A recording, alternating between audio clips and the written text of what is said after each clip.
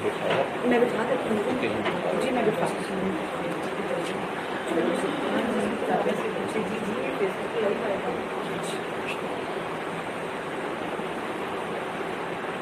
السلام علیکم ورحمۃ اللہ وبرکاتہ۔ الحمدللہ نحمدہ ونستعینہ ونستغفرہ ونؤمن بہ ونتوکل علیہ ونعوذ باللہ من شرور انفسنا ومن سیئات اعمالنا من یہدہ اللہ فلا مضل لہ ومن یضلل فلا ہادی لہ۔ اشہد ان لا الہ الا اللہ وحدہ لا شریک لہ واشہد ان محمدا عبدہ ورسولہ۔ اما بعد فإن خیر الحدیث کتاب اللہ وخیر الہدی ہدی محمد صلی اللہ علیہ وآلہ وسلم وشر الامور محدثاتها وكل محدثۃ بدعۃ وكل بدعۃ ضلالہ وكل ضلالۃ فی النار۔ فاعوذ باللہ السمیع العلیم من الشیطان الرجیم من حمدہ ونفخہ ونفثہ۔ بسم اللہ الرحمن الرحیم۔ ربی اشرح لی صدری ویسر لی امری واحلل عقدۃ من لسانی یفقہوا قولی۔ رب زدنی علما رب زدنی علما رب زدنی علما۔ اللہم انفعنی بما علمتنی وعلمنی ما ینفعنی وزدنی علما۔ الحمدللہ علی کل حال واعوذ باللہ من حال اہل النار۔ اعوذ باللہ السمیع العلیم من الشیطان الرجیم۔ بسم اللہ الرحمن الرحیم۔ قل ان کنتم تحبون اللہ فاتبعونی یحببکم اللہ۔ یہ آیت مبارکہ میں نے آپ کے سامنے پڑھی ہے۔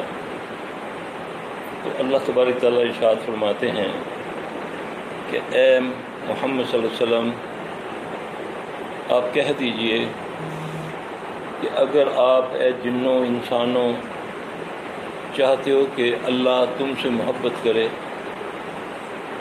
تو پھر اس کے لیے ایک شرط ہے کہ تمہیں آپ محمد صلی اللہ علیہ وسلم کی تابع داری کرنی پڑے گی، آپ کی بات کو ماننا پڑے گا۔ جو آپ عطا کریں وما آتاکم الرسول فخذوہ وما نہاکم عنہ فانتہوا، میرا رسول جو تمہیں دے اسے لے لو، جس سے منع کرے اس سے منع ہو جاؤ۔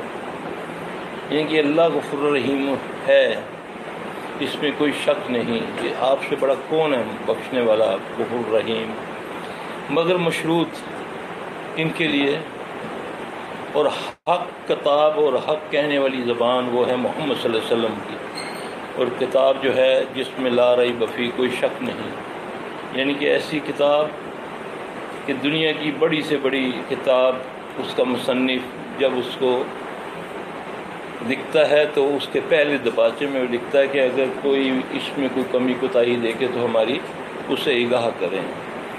ایک کائنات میں واحد کتاب قرآن ہے جس کے بارے میں جس کا لکھنے والا، جس کو بھیجنے والا خالق کائنات ہے، اللہ کی ذات مبارک ہے، وہ فرماتے ہیں لا ریب فیہ ذالک الکتاب لا ریب فیہ، یعنی کہ یہ کسی کتاب میں یہ لفظ نہیں ہے، اس میں کوئی شک نہیں،